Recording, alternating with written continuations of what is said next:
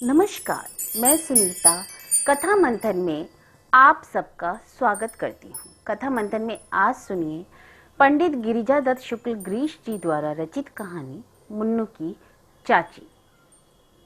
संयोग की बात है, राधा जिसका नाम खुलकर नहीं ले सकती थी, जिसे जीवन में फिर कभी देखने की उसकी आशा ही नहीं रह गई थी और जो उसके मन प्राण में व्याप्त रहने पर भी शरीर से अलभ्य दूरी पर स्थित था, उसी को आज उसने देख लिया।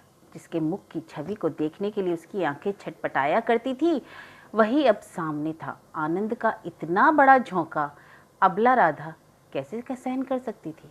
बैठ गई, चक्कर सा आ गया, उसकी सांस रुक सी गई। बारंबार उसे भ्रम हुआ कि कहीं यह स्वप्न तो नहीं।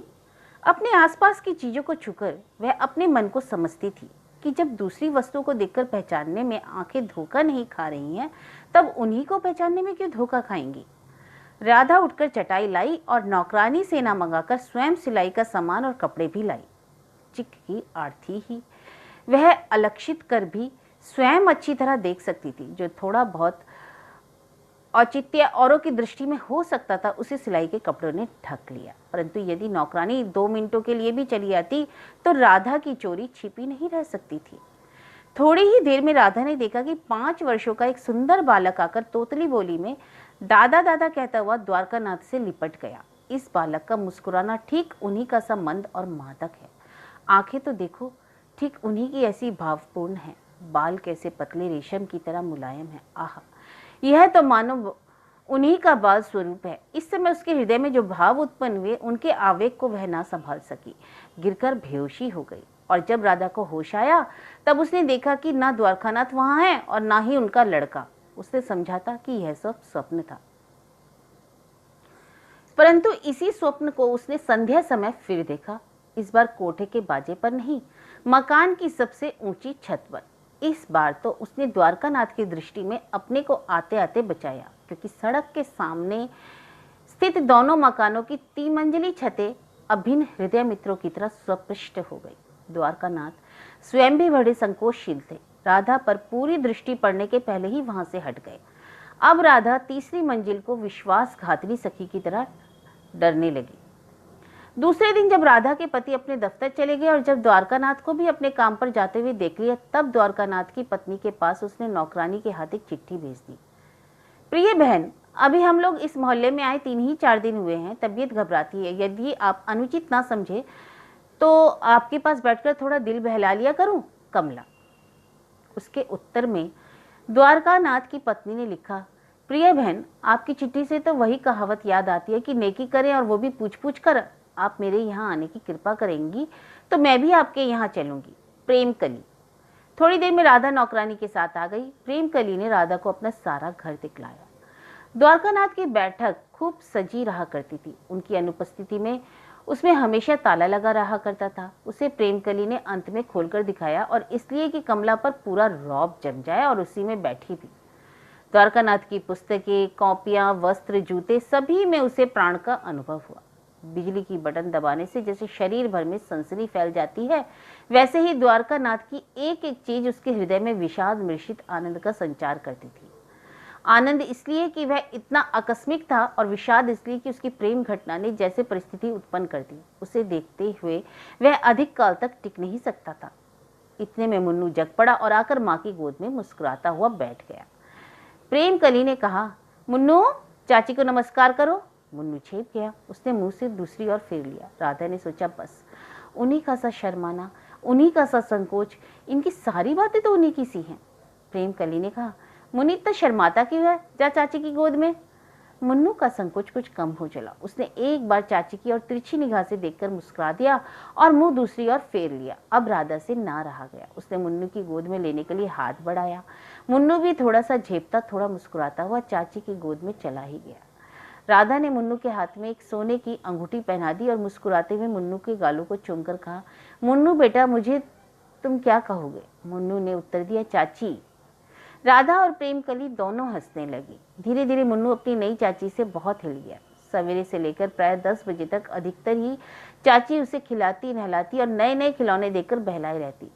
जब तब द्वारकानाथ प्रेम कली पर चिढ़ते कि यह क्या बात है जो तुम मुन्नू को मेरे घर रहने के समय तक बाहर रखने लगी हो। प्रेम कली हंसकर कहती, मैं क्या कहूँ, कितना समझती हूँ कि बेटा थोड़ी देर रहकर चला आया कर, लेकिन वहां जाकर लौटता ही नहीं। क्या करूँ, खुल्लम खुल्ला मना भी तो नहीं कर सकती।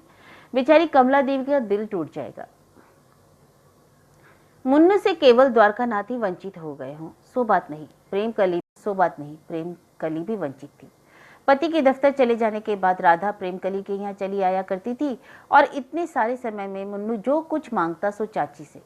यहाँ भी चाची ही उसे दूध पिलाती, खाना खिलाती और धोती पहनाती। चाची ही गाना गाकर सुनाती, तब मुन्नू को नींद आती। मुन्नू का यह हाल था, और कमला का वह प्यार देखकर प्रेम कली चकित थी। इसी तरह कई महीने बीत गए। राधा छिपे छिपे द्वारकानाथ का दर्शन कर लेती और मुन्नू की सेवा में अपने दिन बिताती।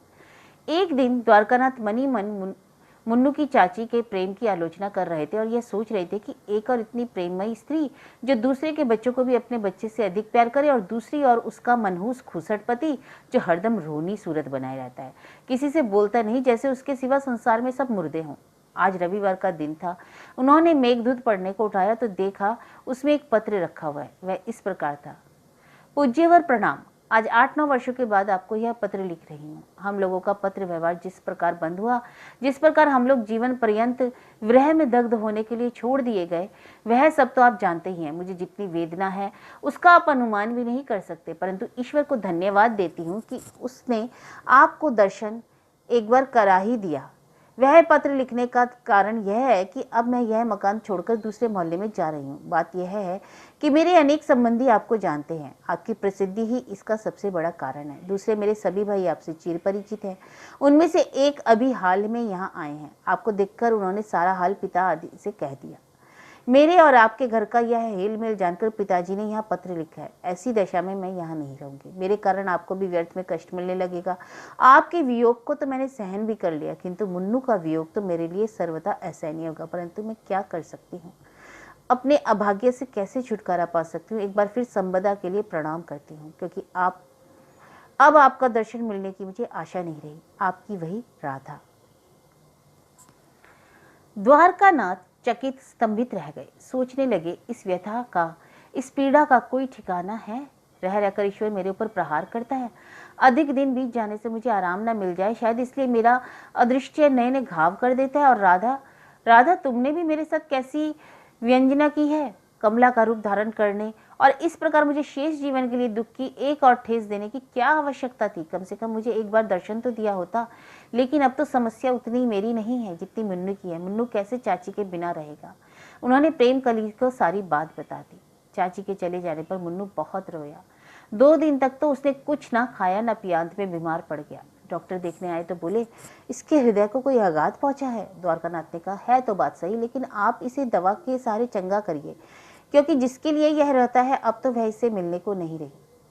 डॉक्टर ने उत्कंठित होकर पूछा, आखिर बात क्या है। द्वारकानाथ ने सब बातें समझा दी तो डॉक्टर साहब ने गरज कर कहा, संसार में ऐसी कोई शक्ति नहीं जो मुन्नू को उसकी चाची के पास जाने से रोक सके। एक नौकर मेरे साथ कीजिए, मैं स्वयं मुन्नू को लेकर जाता हूँ। डॉक्टर साहब का तांगा रास्ते में जा रहा था कि सामने से एक लाश आती हुई दिखाई दी।